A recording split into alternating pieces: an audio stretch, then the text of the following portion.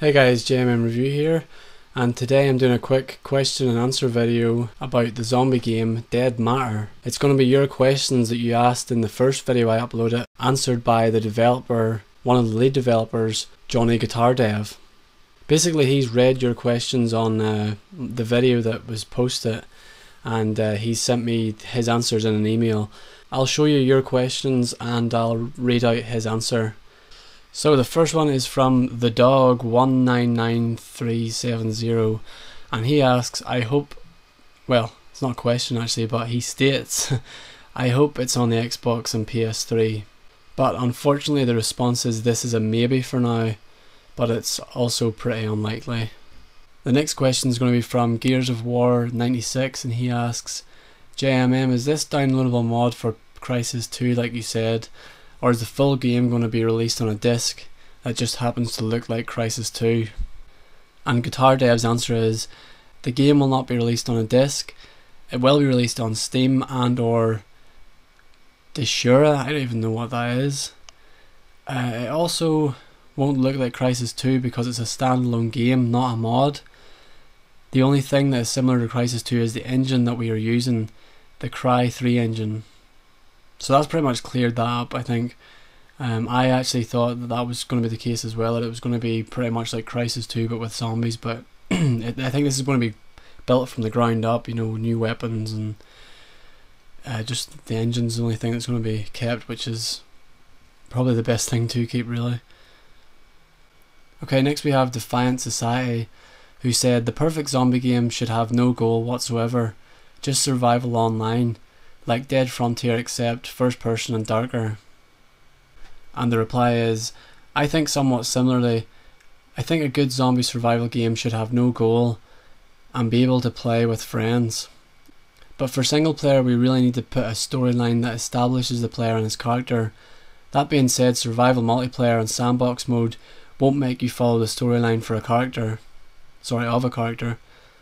That's a good thing for some people, to immerse themselves inside a zombie apocalypse on their own terms. However, the single player is not very limited once you reach a certain point. Okay, a lot of people have been stating what they want in a zombie game, and I'm just going to pick one at random and give you the response that Guitar Dev has given, and that should give you an idea of what the goal here is with this game and what kind of game it's going to be. Okay, so Craziest Fool said that I want a zombie game that is like an actual zombie apocalypse where you have to find food and water and fuel, etc. Open world, all means of transport available, all stores and houses open or need to be broken into. Join up with other people and create a clan to survive and trade with other clans for supplies. That would be my perfect zombie game. And Guitar Dev has responded here with what he hopes to achieve with the game. This is what the game is about, open world zombie survival. The clan thing will be tied into our town system. However, if there are people who would rather bunk down in a home or drive around the town to town trying to make ends meet, that is possible as well. A final question from Just Plain Talent 17 is, green bins, holy shit, take my money right now. The rest of the game looks good also. And you're in luck, Just Plain Talent, because Guitar Dev wants you to know that they're also including blue bins. So that's some good news I think we can all be happy about. Okay, finally there's two things that Guitar Dev wanted to go into a little bit more depth on, and that's storyline and the towns. Okay, I'll start off with towns. Towns are usually established by NPCs. They are safe havens where players can do tasks or simply live there for a while, heading out to gather supplies for himself or to sell to others. Towns can also be ran by a group of players. The players in the SMP can choose where to live, provided it's not occupied, then trade in the town. It basically acts as a fallback point. They also serve as a way to recruit NPCs in helping you and following you.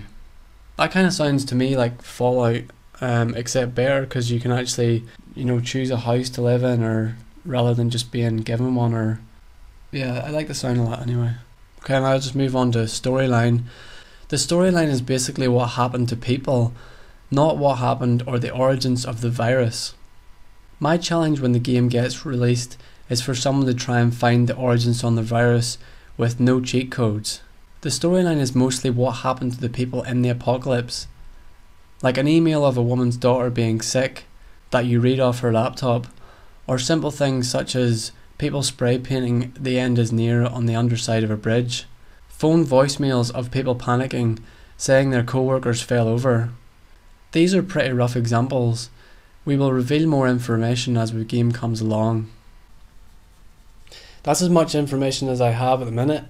I will continue making update videos whenever new information comes my way.